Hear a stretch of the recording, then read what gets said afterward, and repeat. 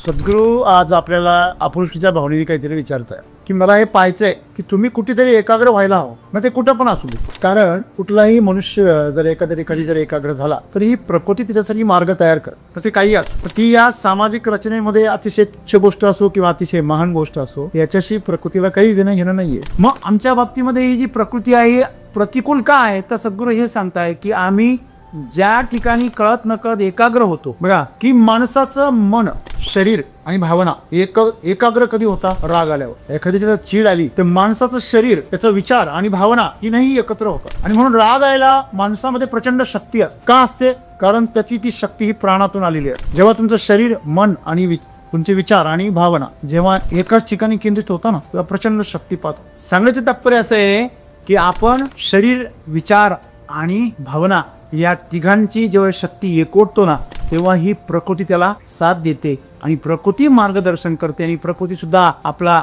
हिस्सा त्याच्यामध्ये समर्पित करते. आणि तुम्ही या 3 एकाग्रतेने जर काही केलं तर ते तुम्हाला 100% त्याच्यामध्ये यश प्राप्त होतं. म्हणजे शरीर आम्हाला प्रभावित करतं, मन प्रभावित करतं, भावना प्रभावित करतं आणि आम्ही कुठेतरी ड्रॅग केलं जातो, ओढले जातो. आणि ती जे ओढणं आहे आमचं, त्या ओढण्यामुळे आमचं जीवन असं भरकटतं. तुमच्या जीवनामध्ये शरीर कुठं ओढलं जातं, तुमचे विचार त्या शरीराला कुठे घेऊन जातात आणि तुमच्या भावना कशा असतात त्या बाबतीमध्ये, ह्यावर तुमची एकाग्रता होईल. आणि जी एकाग्रता तुमची तिथं तयार होते, मग तुमच्या जीवनामध्ये तेच काय तयार होतं? शक्तिशाली बनतं, असं सद्गुरू म्हणतात. आणि म्हणून सद्गुरूंना सांगायचं मित्रांनो की ते असं म्हणतात की मला हे पाहायचंय की तुम्ही तुमचं जे काही चित्त आहे ते एकाग्र कुठं करताय. तुमचं चित्त ज्या ठिकाणी एकाग्र होईल ती गोष्ट तुमच्या जीवनामध्ये अतिशय शक्तिशाली बनेल. एखादा शेती पूर्णपणे तन मन धन अर्पण करतोय, तो शेतीमध्ये यशस्वी होईल. एखादा नोकरी तन मन धन अर्पण करतोय, तो नोकरीमध्ये यशस्वी होईल. त्याच्या हाताला प्रचंड यश मिळेल. यश प्राप्त होण्यासाठी काय पाहिजे? एकाग्रता पाहिजे. एकाग्रतेचा अर्थ बरेच लोकांना असं वाटतं की मन इथं लावून धरणं. तुम्ही मन लावून धराल, हो, भावनेचं काय करा? बळजबरीच्या भावनेने मन लावून जातं, त्याला म्हणतं एकाग्रता. एकाग्रता नेहमी संयमाने येते. लक्षात सांगण्याचं तात्पर्य एवढंच आहे मित्रांनो, जीवनामध्ये जी श्रेष्ठ आहे ते एकाग्रतेशिवाय नाही मिळत. ग्लॅमर, प्रसिद्धी, पैसा, प्रतिष्ठा आणि सत्ता ह्याची आम्ही सर्वजण लालसा करतो, याची अपेक्षा करतो, पण ते मिळाल्यावर सांभाळण्याची कुवत आमच्यामध्ये नसते, हे आम्ही विसरतो. आणि ती कुवत निर्माण व्हावी म्हणूनच ही तपश्चर्या आहे. आणि ही जर आपण सर्वांनी केली तर तुमचं जीवन आनंदमय झाल्याशिवाय राहणार.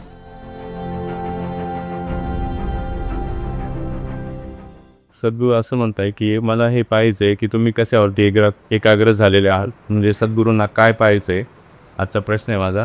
आणि प्रकृती जर तुम्ही एकाग्र झाले तर त्याला अनुकूल होते, बरोबर. तर मग जे केमिकल कंपन्या आहेत ते प्रकृतीच्या विरुद्ध असतात, तरी पण ते एवढे मोठे का झाले? म्हणजे प्रकृती त्यांना मदत करते का, अनुकूल होते का? आणि आपण नेहमी एक गोष्ट पाहिली की जे खोटं असतं किंवा असत्य असतं ते लवकर स्प्रेड होतं, त्याचा लवकर प्रचार प्रसार होतं. तर मग सत्याला एवढा वेळ का बरं लागतो आणि असत्याला एवढा लवकर का होतं? म्हणजे प्रकृती त्या असत्याला मदत करते का? माझा प्रश्न असा आहे सर, आपण बरेच एकाग्रतेची उदाहरणं बघितलेत की जेव्हा एकाग्र आपण होतो तेव्हा सक्सेस पण होतो.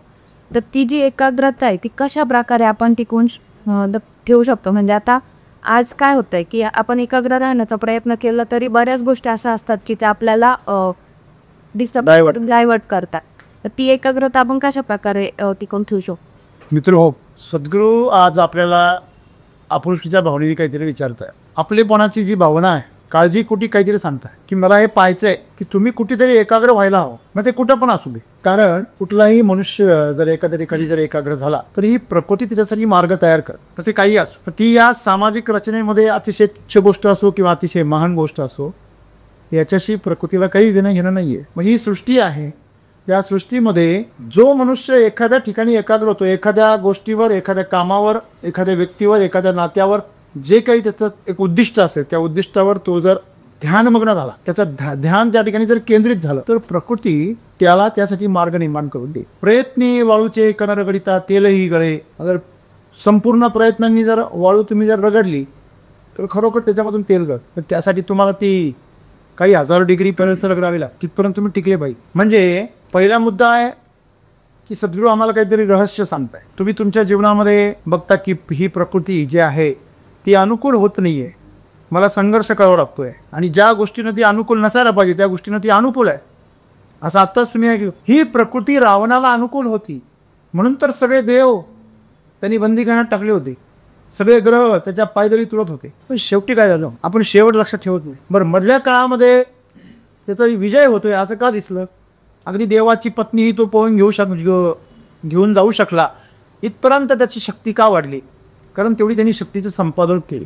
या सृष्टीमध्ये शक्ती ही कोणालाही मिळू शकते. बळी तो काळपीळ, म्हणजे जिच्या हाती पाळण्याची दोरी तीच जगाला उद्धारी. मग ती जर पुतना असेल तर ती राक्षसालाच जन्मती, आणि जर यशोदामाई असेल तर ती श्रीकृष्णाला वाढवी. म्हणजे जन्मतः छत्रपती शिवाजी महाराजांचं जे पूर्ण ध्यान आहे ते अध्यात्मावर, पौराणिक कथांवरती, आणि पापाविरुद्ध पुण्य आणि अन्यायाविरुद्ध न्याय आणि राक्षसांविरुद्ध देव कसे जिंकले याच्या सगळ्या कहाण्या राजमाता जिजाईनेच त्या बाल शिवाजीला ऐकवले.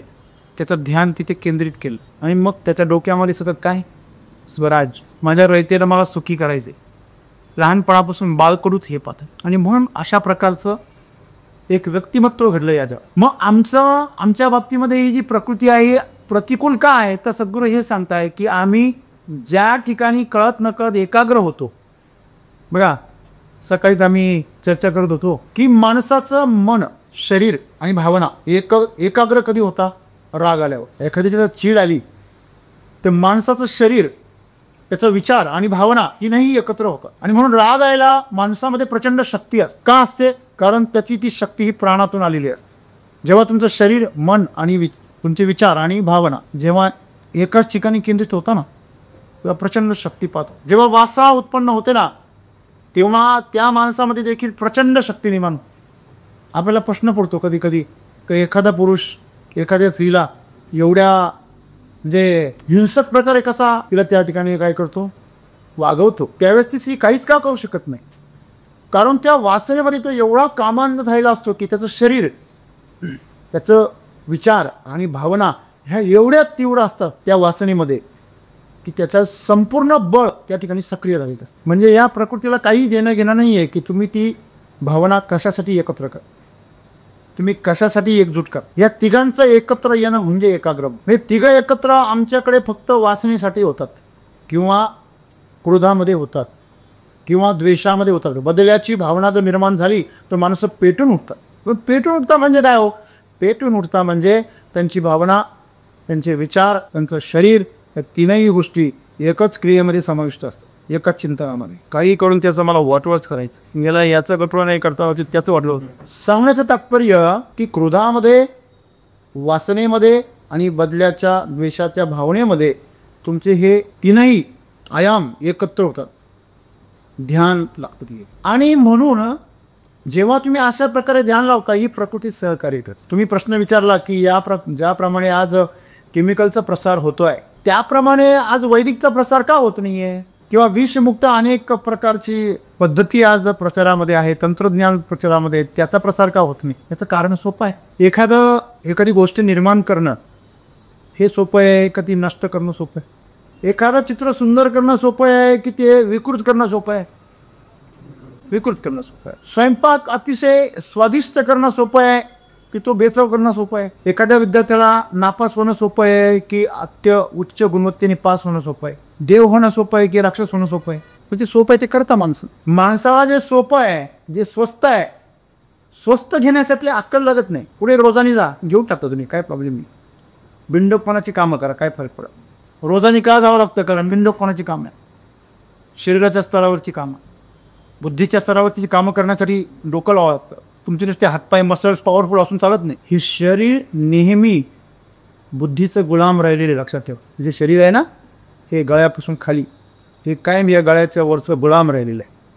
तुमचं स्वतःचं सुद्धा इथून वर जो भाग आहे ना त्याचंच हे खालचं शरीर ऐकतं, हे लक्षात ठेवा. त्याच्यामुळे आम्ही खाऊ कोणाला घातलं पाहिजे, कुठे आम्ही आमचा फोकस केंद्रित केला पाहिजे हे आम्हाला आयुष्यभर कळत नाही. हे सांगतं, अरे नुसती चरबी वाढू नको, थोडा मेंदू पण वाढेल. मेंदू वाढून कोणाचं भलं झालं? माझं होईल. कमीत कमी चरबी वाढून माझी माझ्यातही होते. सांगण्याचं तात्पर्य असं आहे की आपण शरीर, विचार आणि भावना या तिघांची जेव्हा शक्ती एकवटतो ना, तेव्हा ही प्रकृती त्याला साथ देते आणि प्रकृती मार्गदर्शन करते, आणि प्रकृतीसुद्धा आपला हिस्सा त्याच्यामध्ये समर्पित करते. आणि तुम्ही या तीन एकाग्रतेने जर काही केलं तर ते तुम्हाला 100% त्याच्यामध्ये यश प्राप्त होतं. आणि म्हणून या जगामध्ये वाईटाचा प्रभाव जास्त का आहे? कारण वाईट करण्यासाठी, अभाव करण्यासाठी काहीच करावं लागत नाही, प्रभाव करण्यासाठी खूप काही करावं. प्रभाव सहजसहजी पडत नाही, पण अभाव सहज तयार हो. अधोगतीला जाणं हे तुम्ही निष्क्रिय व्हा, आपोआप जा, काहीच करायची गरज नाही. काही न करता तुम्ही जाऊ शकता. एखाद्या शेतामध्ये काही पेरूच नका, तर आपोआप वाईट विचार तुमच्या जीवनामध्ये सहज प्रवेश करता, कारण ते तणासारखे आहे. ते चांगल्या विचारांचा अभाव आहे. पीक नसेल तर तण उगवणारच आहे, लक्षात ठेवा. तुम्ही मोटरसायकल घेतली रस्त्यावर लावली आणि चावी जर तिलाच ठेवली तर तुम्ही चालवा, नाही तर चालू नका चालू, कुणीतरी चालवितं, कदाचित ते घेऊन पण जाईल. एखादा असेल इमानदार बिचारा, परत पेट्रोल संपल्यावर लावून दिला, त्याच्यापेक्षा अजून हुशार असेल तर नंबर प्लेट बदलून वापरली. सांगण्याचं तात्पर्य असं आहे की तुमचं हे शरीर आहे, हे साधन आहे. तुमचं मन आहे एक साधन आहे, तुमच्या भावना एक साधन आहे. तुम्हाला असं वाटतं का तुम्हीच वापरताय? कोणीतरी असं म्हटलं का अरे हे हे ह्या हॉटेलमध्ये हा पदार्थ फार सुंदर भेट, फार त्याचा चर्चा चालू आहे. आणि तुम्ही ऐकलं असेल पास्ता, ऐकलं असेल ना कधीतरी? पास्ता ऐकलं कधी? नसलं ऐकलं तुम्ही माझ्याच लाईनमधले. एकदा 5 स्टार हॉटेलमध्ये गेलो, पास्ता पाहिलं, तुम्ही तो हातामध्ये घेऊ शकत नाही, तो सटक शिताराम असतो. एक वेळेस मासा हातामध्ये येईल, पास्ता हातामध्ये येणार. म्हणलं हा असाच हातामध्ये येत नाही, ती असंच सांगते नको खाऊ, असं सटकते हातामध्ये. खाऊन आणखीन पास्ता खाऊन पस्तावा व्हायचं. चुकून सगळ्यांच्या आग्रहाने एक घास खाल्ला, असं काहीतरी गिळवीत लागलं की जे बिचारे खात असतील आवडीने त्यांची माफी मागतो मी, तुम्हाला भरपूर गिळवी मिळो. सांगण्याचं तात्पर्य काय आहे की ती डिश तुम्हाला आवडते, मग ती डिश ज्यावेळेस तुम्हाला आवडते त्यावेळेस तुमचं शरीर काय करतं, तुम्हाला तिथं प्रभावित करतं आणि तिथं आकर्षित करतं, घेऊन जाते. तुमची इच्छा नसते, तुमचं मन म्हणतं अरे नको खाऊ, ते त्यांनी तकलीफ जाते. मग त्यावेळेस किंवा त्यांनी इच्छा वेळली वेळला जी काय म्हणते तुला काही कळतं? मेंदू सांगतो अगं खाऊ नको, पोटाला तकलीफ झाली होती. ती म्हणती हो दे थोडी तकलीफ, जी मी लगेच बाहेर आलो होतं. त्याच्या पुढे जाऊन दात म्हणता अरे खाऊ दे, मग आम्हाला त्रास नव्हता झाला, एकदम मऊ मऊ चारा होता. असंच दारूचं पण आहे, असंच सिगरेटचं पण आहे, असंच वासनीचं पण आहे. त्या भोगाची जी तीव्रता आहे शरीर तुम्हाला प्रभावित करतं. आपल्याला असं वाटतं की नाही आपण नाही, ते शरीर तुम्हाला ओढून घेऊन गेलं. ती एखाद्या गोष्टीच्या विचारांमध्ये आपण रमतो. असावा सुंदर चॉकलेटचा बंगला, लहानपणी तुम्हाला हे गाणं किती आवडत होतं. तुमच्यापैकी बऱ्याच जणांनी कल्पना पण केली होती. खिडक्या काढून खाल्ले असते, बघा कवळं काढून खाल्ले असते, भूक लागल्यावर उन्हाळ्यात खायला काय हक्काची. असं आहे. म्हणजे आमचं मन कल्पनांमध्ये काय करतं, रमतं. बघा प्रत्येकाच्या जीवनामध्ये जेव्हा तो एखादा सिनेमा बघायला जातो तेव्हा त्या सिनेमातली हिरोईन किंवा हिरो त्याच्या जीवनामध्ये तो रंगवत असतो.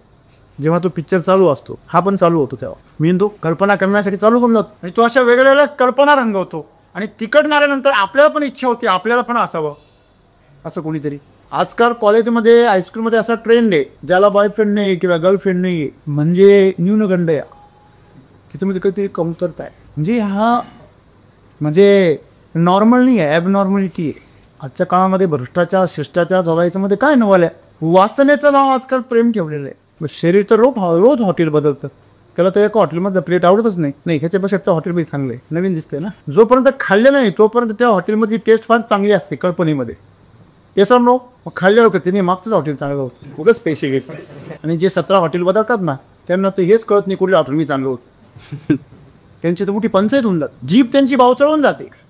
सांगण्याचं तात्पर्य इंद्रियांच्या स्तरावरती जेव्हा तुम्ही कॉन्सन्ट्रेट होता आणि त्याच्या प्रभावाने जीवन जगायला लागता. काही माणसं खूप इमोशनल असतात, म्हणून त्याला शब्द फार सुंदर इंग्लिशमध्ये सेंटिमेंटल, सेंटिक आणि पुढे मेंटल आहे. तो पुढचा शब्द फार एकदम परफेक्ट आहे. काय मेंटल आहे का? मेंटल म्हणजे काय?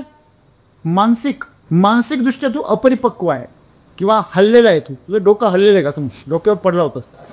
म्हणजे शरीर आम्हाला प्रभावित करतं, मन प्रभावित करतं, भावना प्रभावित करतं आणि आम्ही कुठेतरी ड्रॅग केलं जातो, ओढले जातो. आणि ती जे ओढणं आहे आमचं, त्या ओढण्यामुळे आमचं जीवन असं भरकटतं. जेव्हा तुमचं शरीर मन आणि भावना, मन म्हणजे विचार, जेव्हा तुम्हाला खेचतात कुठेतरी एका बाजूला. आता मला सांगा तुमच्या डोक्यामध्ये सगळ्या प्रकारचे जर नकारात्मक विचार साठलेले असतील, नकारात्मक अनुभव साठलेले असतील, तर तुम्हाला सकारात्मक अनुभव जर सांगायला गेला कुणी, हे कल्पना आहे. हे सगळे सकारात्मक विचार म्हणजे काय?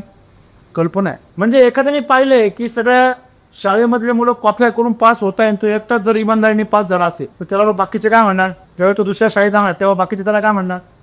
हा तू त्या कॉलेजमधला आहे का? हां मग माहिती नको सांग, तुमचं यार मी इमानदारीने पास झालो. पण नको सांगू रे, आम्ही परत टी व्हीवर पाहिले तुमचे सगळे पराक्रम. असे काही काही कॉलेजेस आता प्रसिद्ध आहे. तिथे एखादा सज्जन जरी आला तर आपण काय म्हणतो, हां तू श्रीलंकेतला आहेस का? बरं ठीक आहे, सांगू नको. म्हणजे सांगण्याचं तात्पर्य असं आहे की आपल्या जीवनामध्ये आपल्याला त्याच गोष्टी अनुकूल घडतात ज्या गोष्टींचं चिंतन आपण नेहमी करतो, ज्या गोष्टींचे विचार आपण करतो, ज्या गोष्टींबद्दल भावना आपल्या सजग होतात, ज्या गोष्टींबद्दल आपलं शरीर नेहमी काय होतं सक्रिय. एखादा दारुड्या जर नवीन गावामध्ये गेला तर त्याचं सर्वात प्रिय ठिकाण कोणतं आहे? कोणतं आहे? सासरोडी. खरं सांगा इमानदारीने, तू गेला सासरोडीला पहिल्यांदा घ्या, तो बायकोला म्हणेन तू पुढे चाल मी जरा आल. ती बिचारीने म्हणते बघ काय माहिती हा किती अट्टेला आहे. जेव्हा तो पुरणपोळी खायला येतो तेव्हा तिला कळतं हे तर चंद्रावर पोहोचलेली. निवृत्ती महाराज देशमुख असं सांगता हा डोक्यात ती टोपी चेवून खातो पोळी तुटत नाही. त्याला बरोबर त्याचे पाय कुठं वळतात त्या बरोबर वळतात वासा वासाने तो तिकडे जा. मित्रांनो तसा खवय्या असला का तो खायला कुठं चांगलं मिळेल तिकडं वासाने पड. एखादा जर जास्त आध्यात्मिक असेल पंढरपूरचा जावई आणि फार आध्यात्मिक आहे विठ्ठलाचा परम भक्त आहे तो सासरवडला गेल्यावर पहिलं काय शोधेल तू चल पुढे मी आलो दर्शन घेऊ. म्हणजे तुमच्या जीवनामध्ये तुमचं शरीर मन आणि शरीर कुठं ओढलं जातं तुमचे विचार त्या शरीराला कुठे घेऊन जातात आणि तुमच्या भावना कशा असतात त्या बाबतीमध्ये ह्यावर तुमची एकाग्रता होईल. आणि जी एकाग्रता तुमची तिथं तयार होते मग तुमच्या जीवनामध्ये तेच काय तयार होतं शक्तिशाली बनतं असं सत्वर बनतं. मग आजकाल जीवनामध्ये तुम्हाला जर एखादी गोष्ट जर मोठ्या संख्येने दिसत असेल तर माणसांना लोकशाहीमध्ये काय सवय लागली ज्याची सत्ता ते सत्य. हे लोकशाहीचं फार फार मोठ्या प्रमाणातलं एक काय एक कमतरता उणीव आहे त्रुटी आहे. समजा तुमच्या देशामध्ये गुंडगिरीचा स्वभाव असणाऱ्यांची संख्या जर वाढली एखाद्या गावामध्ये तर त्यांचा सरपंच कोण असेल महागुंड. उंदरांच्या राज्यामध्ये मांजर कधी नेता होईल का? होईल का? मग काय होणार एक मोठा उंदीर फक्त बस. आणि ते सगळे मिळून त्या देशामध्ये असलेल्या मांजराला जेलमध्ये टाक. हे बरोबर आहे का चूक आहे? त्याच्यामुळे आज आम्हाला जे फार मोठ्या संख्येने समजा काही यश मिळतंय कोणाला आपल्याला असं वाटतं तो काय आहे यशस्वी आहे. समस्या ती नाही आहे. समस्या ही आहे तुमच्या स्वतःच्या कल्पनेमध्ये यशाची व्याख्या चुकीची आहे. खूप पैसा आहे खूप प्रॉपर्टी आहे खूप साऱ्या प्रकारे मान सन्मान आहे खूप पुरस्कार आहे ते सगळं विकत मिळतं. मान सन्मान विकत मिळतो. जो नेता हजार हजार रुपये वाटतो इलेक्शनला तो आला की सगळे लोक त्याचा नमस्कार करायला येतात आणि निवडून गेला 1000 रुपये उघड उघड उघड उघड सगळं चालतं की नाही. मग सांगायचं तात्पर्य असं आहे की जो जास्त लोकांना वाटू शकेल तो जास्त शहाणा समजला जातो. मग अधोगतीची जी व्याख्या आहे आणि प्रगतीची व्याख्या आहे ही परिस्थितीनुसार काळानुसार बदलते लोकांची. सत्य बदलत नाही. मग सत्य काय आहे? सत्याचा विजय बरोबर आहे. परंतु तो विजय तुम्ही जर असं समजलं तुम्ही मॅच चालू आहे 50 ओव्हरची आणि तुम्ही 20 ओव्हर झाले म्हटले अजून ते मॅच संपलीच नाही अजून निकालत नव्हता तर आता हेच जिंकले आहेत बरोबर आहे ना. अजून मॅच संपणार आहे टाईम आहे उशीर आहे. म्हणजे तुम्हाला परिणामांची कल्पना कधी मिळणार आहे जेव्हा अंतिम निकाल जाईल पण तो पण तुम्ही टिकले पाहिजे बरोबर आहे ना. आणि म्हणून सद्गुरूंना सांगायचं मित्रांनो की ते असं म्हणतात की मला हे पाहायचंय की तुम्ही तुमचं जे काही चित्त आहे ते एकाग्र कुठं करताय. मग तुमचं चित्त ज्या ठिकाणी एकाग्र होईल ती गोष्ट तुमच्या जीवनामध्ये अतिशय शक्तिशाली बनेल. मग तुम्हाला काय शक्तिशाली बनवायचंय हे महत्त्वाचं नाही आहे. एखादा शेती पूर्णपणे तन मन धन अर्पण करतोय तो शेतीमध्ये यशस्वी होईल. एखादा नोकरी तन मन धन अर्पण करतोय तो नोकरीमध्ये यशस्वी होईल त्याच्या हाताला प्रचंड यश मिळेल. एखादा बिझनेसमध्ये तन मन धन अर्पण करतोय त्याला ते मिळेल. एखादा साधना करतोय ईश्वराची त्याला ईश्वर प्राप्त होईल. तुम्हाला जो जे मानशीला तो ते लाहो प्राणी जातं. तुम्हाला जे हवंय ते तुम्हाला मिळेल पण काय करायला पाहिजे तुम्ही तुमचं चित्त एकाग्र करायचं. चित्त म्हणजे काय तन मन आणि भावना ह्या 3 गोष्टी तुमच्या एका ठिकाणी काय झाल्या पाहिजे स्थिर झाल्या पाहिजे. म्हणजे काय हो तुम्ही जे काही कृती करता आहात त्या कृतीबद्दलच विचार तुमच्या डोक्यात असले पाहिजे आणि त्या कृतीच्या यशाबद्दलच भावना तुमच्या मनात असल्या पाहिजे. आपण एखादी क्रिया करतो आणि स्वतःवर डाऊट खातो हे खरं आहे का कुठे आहे. तुमच्यापैकी किती जण असे आहेत की एखादी गोष्ट करायला जाता डेअरिंग करू नवीन आणि स्वतःवर डाऊट खातो जमत नाही आपल्याला जमीन कधी. समजा असं ठरलं की भाषण द्यायचे तुम्हाला पुढं बोलवलं हा अगोदर फार टमटमा बोलत होता पाठीमागून खाली बसून कोण बोलत नाही हो सगळं बोलता कोण बोललं काही तपास लागत नाही ना. पण उभं होऊन उठवून उभं राहायचं आणि मग बोलायचं सगळ्याच्या समोर तर सगळ्याच्या नजरा आपल्यावरती येतात. तो जो भार आहे तो सहन करून बोलता येणं भीड लोटणं हे फार महत्त्वाचं आहे बरोबर आहे. मग ज्यावेळेस आपण अशा प्रकारे बोलतो पुढे येऊन त्याला काय लागतं आपलं धाडस. काय लागतं धाडस लागतं की नाही. मग आपण पुढे येऊन बोलण्याचं धाडस किती जण करू शकतो का करत नाही आपण. कारण तिथे शरीर पुढे येतं मन मागे सर आणि भावना काय होते मग भीतीची तयारी. जिथं भावना कशाची पाहिजे होती निर्भयपणाची पाहिजे होती उदारपणाची. मला काहीतरी सांगायचं आहे ही भावना पाहिजे होती. मला काहीतरी द्यायचं आहे. आता इथे भावना काय तयार झाली, मला त्यांच्याकडनं रिस्पेक्ट घ्यायचा आहे, यांच्याकडनं मला प्रतिष्ठा मिळाली पाहिजे, यांच्याकडनं मला आदर मिळाला पाहिजे, सन्मान मिळाला पाहिजे. या भावनेने ज्यावेळेस तुम्ही पुढे जाता, मग माझं परफेक्टच झालं पाहिजे, मग मात्र तुम्ही भिकारी बनता आणि घाबरून जा. पण तुम्ही जर असं म्हटले की मला काहीतरी द्यायचं आहे, तर तुमच्या मनामध्ये साहसाची भावना आहे ना, म्हणजे शरीर वेगळं करतं, विचार वेगळे चालू आहे आणि भावना तिसरीच आहे. या गोष्टीमुळे माणसाच्या जीवनामध्ये यश प्राप्त होतं. मग यश प्राप्त होण्यासाठी काय पाहिजे? एकाग्रता पाहिजे. आणि एकाग्रतेचा अर्थ बरेच लोकांना असं वाटतं की मन इथं लावून धरणं. तुम्ही मन लावून धराल हो, भावनेचं काय करा, बळजबरीच्या भावनेने मन लावून जातं आणि त्याला म्हणतं एकाग्रता. एकाग्रता नेहमी संयमाने येते लक्षात. एका लहान बाळासमोर ज्याला अजून काही कळतच नाही आहे, जे खाऊ म्हटलं की लगेच हात ओरबडून घेतात हातामध्ये, अशा लहान बाळासमोर त्याच्या वडिलांनी चॉकलेट ठेवलं नाही, सांगितलं बाळा मी जोपर्यंत सांगत नाही, खून करत नाही, तोपर्यंत तो फक्त चॉकलेट कप बघायचं आहे, खायचं नाही. हा ते हात करतं पुढे. पप्पांनी परत आठवण कधी आपलं काय ठरलंय, खायचं नाही. विचार करा, तुम्हाला प्रचंड भूक लागलेली आहे आणि काही कारण नाही आहे आणि तुमच्या समोर ताट आलेलं आहे आणि तुम्हाला असं सांगितलं जातं का त्याला थांबा, जरा थांबा. काय सांगा मला, किती जण याच्यामधले? ते म्हणतील हरकत नाही, तासभर थांबा. जसजसा उशीर होईल तसतसं आतमध्ये काय तयार होतो, ज्वालामुखी भडकायला. समोर ताट येऊन खाऊन देत नाही म्हणजे काय, तिथून पुढे हिंसा सुरू होईल. कारण तुमचं जे मन आहे ते चिंतन करत असतं, हा पदार्थ कसा असतो, तो पदार्थ कसा असतो, याचा फारच वास आहे, कशाचा सुगंध येऊ राहिला, आतमध्ये कावळे कावकाव करताय पोटामध्ये. सांगण्याचं तात्पर्य असं आहे की तो जो संयम आहे, तो संयम तुमच्या शरीराला, मनाला आणि भावनांना काय करतो, नियंत्रित आणतो. म्हणूनच उपवास केला जातो, त्याला लंघन हा शब्द आहे. उपवासामध्ये हे कळतं तुम्ही स्वतःवर किती नियंत्रण ठेवू शकता, तुम्ही किती वाहवत जाता, तुमचा संकल्प किती बळवान आहे. मग तुमचा संकल्प जर बळवान असेल तर तुम्ही सत्यावर एकाग्र होऊ शकता. आज माणसं असत्याच्या मार्गाने का भरकटताय?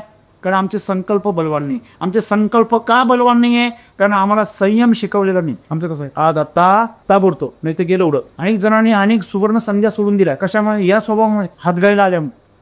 आणि लक्षात ठेवा, सोनं हवं असेल तर किंमत सुद्धा मोजावी, पहिले हातीलच नाही मिळणार, 4-5 हप्ते भरावं. बेंटेक्स लगेच मिळतं एका हप्त्यात, हप्ता बेगी धरायचा, नंतर भर घेऊन जा.